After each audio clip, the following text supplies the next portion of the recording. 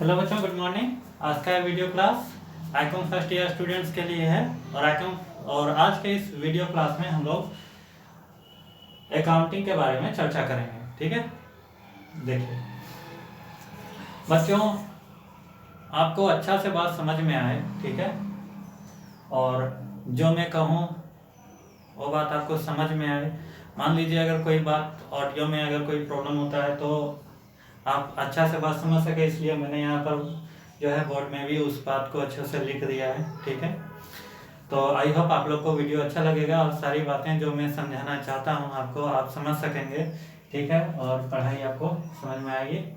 चलिए देखते हैं अकाउंटिंग के इस क्लास में आगे बढ़ते हैं। अकाउंटिंग क्या है? तो बच्चों, अकाउंटिंग का अर्थ होता है लेखांकन। क्या होता है? लेखांकन। तो सबसे पहले हम लोग जानेंगे कि लेखांकन का अर्थ क्या है, उसका मीनिंग क्या होता है। ठीक है, आइए देखते हैं। ऐसा है इस प्रकार डेफिनेशन।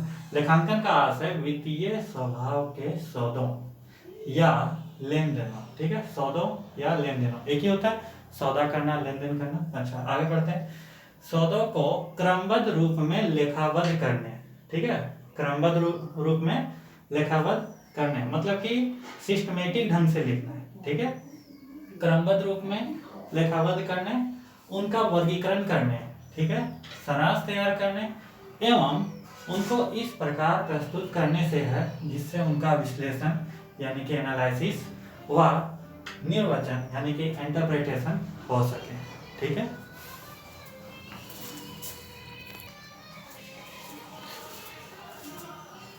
अब डेफिनेशन तो हो गया, लेकिन बात यह है कि आपको समझ में कितना आया। समझ में नहीं आया होगा। ठीक है, कुछ टेक्निकल बातें हैं, कुछ वर्ड्स हैं ऐसे होते हैं समझ में आसानी से नहीं आता है।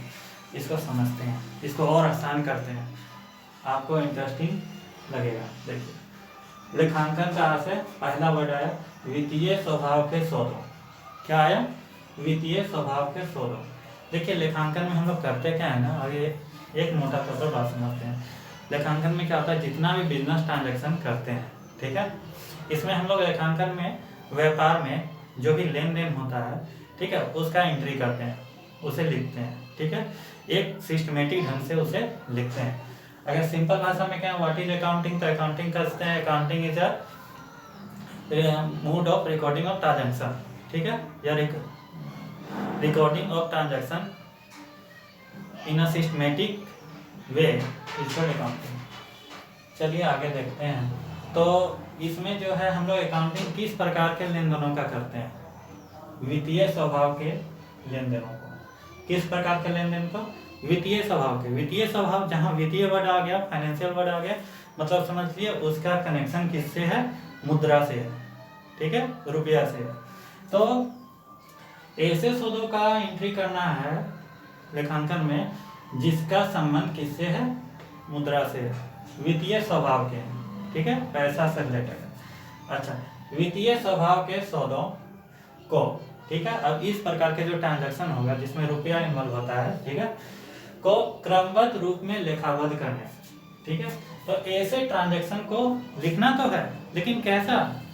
एक सिस्टमेटिक ढंग से, क्रमबद्ध रूप में, एक के बाद एक। ठीक है, इसको क्या बोलते हैं? क्रमबद्ध रूप में लेखाबद्ध करने, एक सिस्टमेटिक ढंग से उसे रिकॉर्ड करने। ठीक है, उनका वर्गीकरण करने, रिकॉर्ड करने के बाद फिर उनका वर्गीकरण करने। ठीक है, वर्गीकरण तो समझते होंगे आप लोग, क्लासिफिकेशन, है ना। अच्छा, और उसके बाद क्या है? सारांश तैयार करने।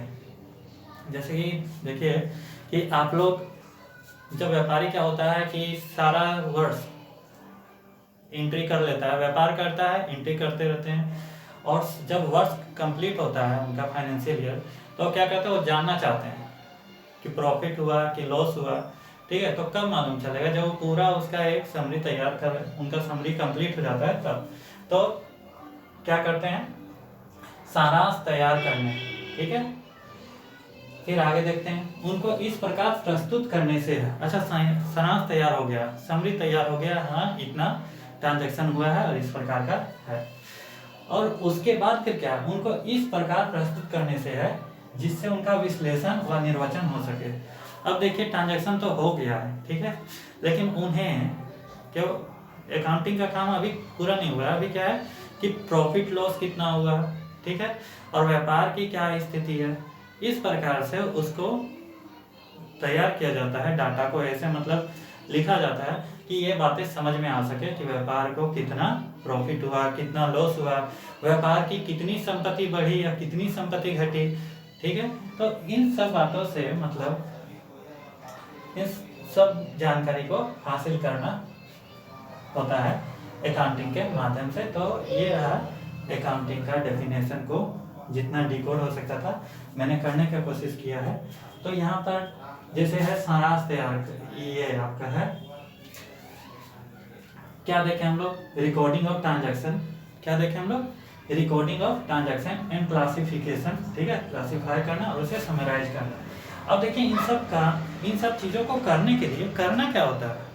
सबसे पहले व्यापारी क्या करते हैं, सबसे पहले व्यापारी जो है एक रफ बुक में लिखते हैं, ठीक है, अपना कच्चा चिट्ठा में जितना लेन देन हुआ, ठीक है।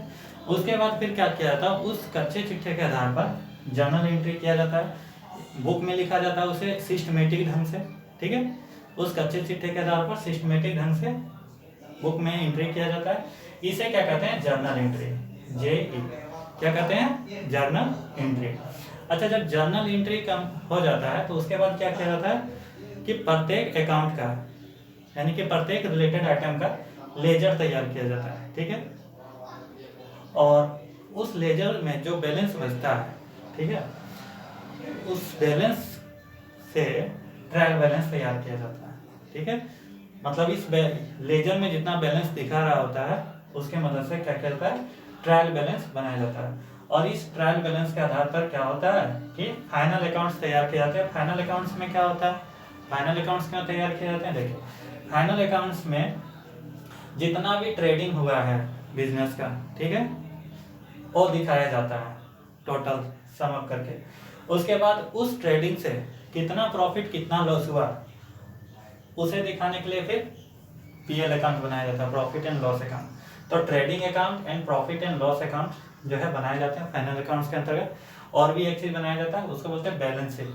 तो बैलेंस शीट में क्या होता है कि कितनी व्यापार की संपत्ति जो है बढ़ी, या व्यापार का संपत्ति कितना है, उसका दायित्व कितना है, लायबिलिटी कितनी है, इसके दिखाने के लिए एक स्टेटमेंट तैयार किया जाता है, इसे कहते हैं बैलेंस शीट, ठीक है। तो इतना सारा काम जो है किया जाता है अकाउंटिंग के अंतर्गत, ठीक है।